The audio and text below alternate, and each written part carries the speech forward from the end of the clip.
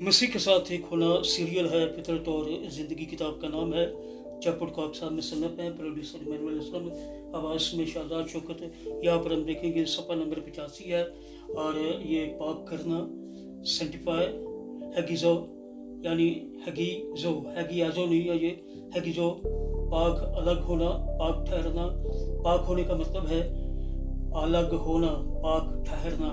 यीशु के खून के वसीले हम खुदा के लिए मखसूस और दुनिया गुनाह और गिरी हुई इंसानियत से अलग हो जाते हैं। ये अलग होना एक अंदरूनी रूहानी अलहदगी है जिसमें हमारे दिल गुनाह से मुनक़ता होकर यीशु के साथ पेवस्त हो जाते हैं।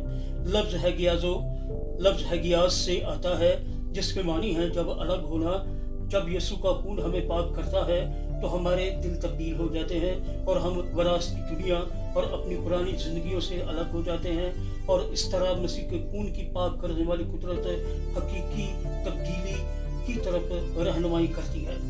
लाइफ ब्लड जो लिखा है सर वही ठीक है। जिंदगी बख्श खून, बस यीशु का खून इतना कुदरत वाला क्यों है? ये खून हमें बेगुनाह ठहराने वाला, पाक करने वाला, साफ करने वाला और मुकद्दस बनाने वाला क्यों है? सवालिया निशान है। अहबार का हवाला है, 17 बाब है, 11वीं आयत से 14वीं आयत तक। क्योंकि जिस्म की जान खून में है और मैंने मसवा पर तुम्हारी जानों के कफारा के लिए उसे तुमको दिया है कि उससे तुम्हारी जानों के लिए कफारा हो। क्योंकि जान रखने ही के सबब से खून कफारा देता है।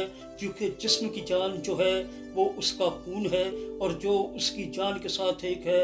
इसीलिए मैंने बनी इसराइल को हुक्म दिया कि तुम किसी किस्म के जानवर का खून न खाना, क्योंकि हर जानवर की जान उसका खून है। जो कोई उसे खाए वो काट डाला जाएगा।